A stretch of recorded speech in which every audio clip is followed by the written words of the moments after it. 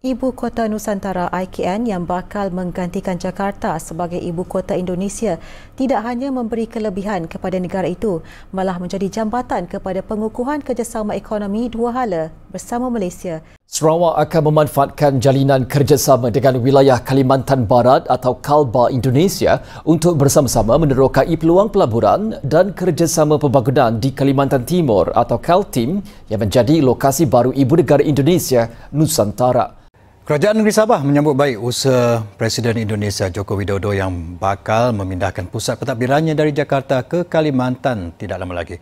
Kementerian Pengangkutan belum mempunyai cadangan untuk melaksanakan kajian kebolehaksanaan pembinaan rangkaian kereta api yang menghubungkan Sarawak dan Sabah ke Ibu Kota Baharu Indonesia di Kalimantan.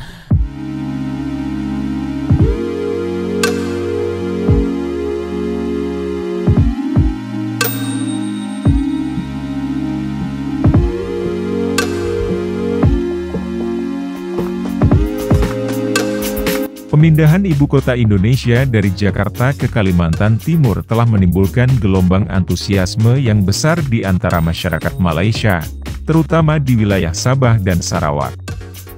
Keputusan ini tidak hanya dipandang sebagai langkah administratif, tetapi juga sebagai peluang untuk kemajuan ekonomi dan kemitraan lebih erat antara kedua negara.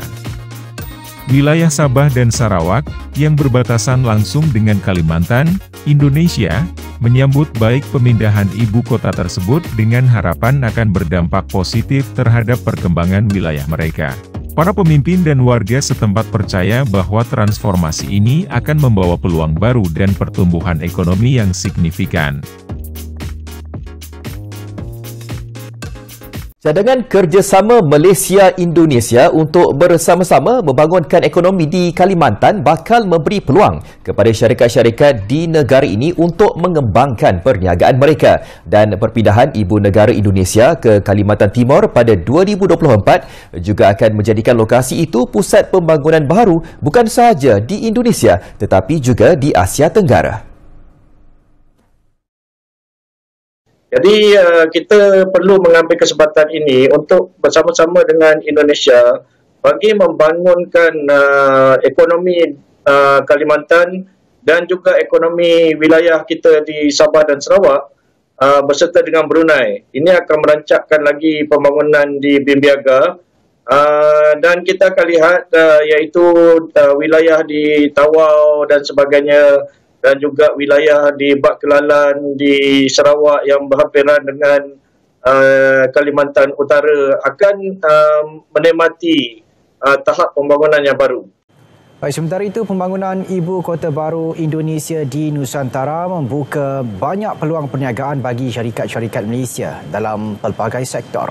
Menteri Perdagangan Antarabangsa dan Industri Meeting, Tengku Datuk Seri Zafrul Tengku Abdul Aziz berkata, sebanyak 11 syarikat dari Malaysia telah menyerahkan surat niat untuk tujuan berkenaan. Antara syarikat Malaysia yang ada telah mendapat LOI ialah Tenaga Nasional, Balstead, Farman Niaga, Balstead Properties dan sebagainya.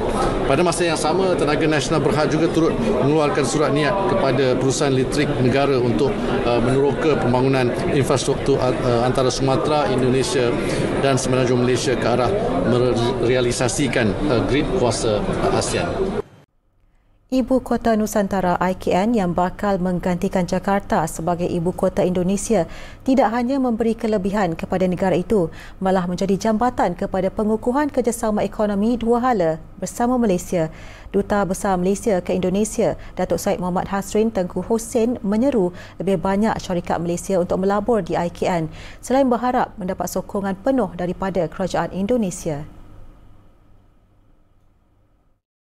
Dan kita berharap syarikat-syarikat Malaysia juga diberi peluang untuk berinvestasi di sini, melabur di sini, sebagai salah satu bentuk juga kita berkongsi pengalaman dan juga menyumbang kepada pengukuhan kerjasama ekonomi dua hala di antara Malaysia dan Indonesia, khususnya sebagai negara tetangga, dan ke hadapan kita berharap lebih banyak syarikat Malaysia yang berminat dapat datang melihat dan berurusan dengan OIKN untuk melihat peluang pelaburan di sini nanti. Jelasnya, kedudukan IKM di Kalimantan juga akan menjadi pusat pengembangan ekonomi di Kepulauan Borneo yang pastinya memberi kelebihan kepada Malaysia, khususnya Sabah dan Sarawak. Beliau berkata demikian kepada Bernama selepas melawat tapak pembinaan IKN di Kalimantan Timur, Indonesia. Sesi lawatan delegasi Kedutaan Malaysia ke Indonesia ke IKN Nusantara ini turut disertai Otorita Ibu Kota Nusantara selain beberapa syarikat swasta dari Malaysia yang berpotensi untuk menjadi pelabur di IKN.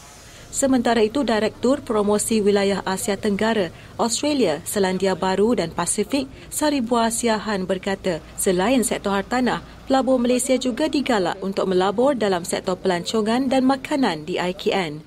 Sekarang ini properti boleh, terus pendidikan boleh, hotel, dan saya senang tadi mendengar bahwa Pak Dubes sampaikan bahwa akan ada hotel Malaysia, pendidikan Malaysia, restoran Malaysia. Betul. Jadi itu sangat menarik. Ya, saya tarik, kopi tarik. Semua kombinasi ini sangat baik. Menurut laporan Kaltim Post TV pada Ahad, pembangunan IKN tahap 1 sudah mencapai 77%. Dengan fokus pembinaan IKN ketika ini adalah menyiapkan ekosistem utama seperti kawasan inti pusat pemerintahan KIPP, termasuk Istana Presiden dan lapangan upacara bagi sambutan Hari Ulang Tahun HUT Republik Indonesia di IKN pada 17 Ogos depan. Sarawak akan memanfaatkan jalinan kerjasama dengan wilayah Kalimantan Barat atau Kalbar Indonesia untuk bersama-sama menerokai peluang pelaburan dan kerjasama pembangunan di Kalimantan Timur atau Kaltim yang menjadi lokasi baru Ibu Negara Indonesia, Nusantara. Premier Sarawak Tan Sri Abang Johari Tun Oping berkata, jalinan kerjasama yang melibatkan pembukaan sempadan untuk perniagaan dan penerbangan di antara wilayah Sarawak dan Kalbar ini dapat dijadikan asas untuk melihat peluang pelaburan baru berikutan pembangunan di Kaltim. Menurutnya, sudah ada kerjasama untuk memberikan bantuan pembangunan di Nusantara dan pihak Sarawak Energy Berhad juga telah melabur dalam jadukuasa Melinau di Kaltim serta memiliki 25% saham dalam pembangunan hidro. Beliau menyatakan kerajaan Sarawak bersedia mengambil bahagian dalam kerjasama lain untuk pembangunan di Nusantara, khususnya bagi memanfaatkan lagi potensi hidro. Dewan Usahawan Bumiputra Sarawak dan Dewan Perniagaan Cina Sarawak sudah memulakan jaringan kerjasama dengan badan serupa yang mewakili komuniti perniagaan di Kaltim bagi meningkatkan lagi aktiviti perniagaan di antara Sarawak dan Kalimantan. Terdahulu pada Selasa, Duta Besar Malaysia ke Indonesia, Datuk Syed Muhammad Hasrin Tengku Husin dilaporkan berkata, syarikat Malaysia harus mengambil peluang daripada prospek pelaburan di wilayah Kaltim, terutamanya di Samarinda dan Balikpapan. Beliau turut menyentuh mengenai usaha untuk meningkatkan kesaling hubungan kawasan pertumbuhan ASEAN Timur, Brunei Darussalam, Indonesia, Malaysia, Filipina, termasuk laluan udara, darat dan laut serta inisiatif seperti Grid Tenaga ASEAN.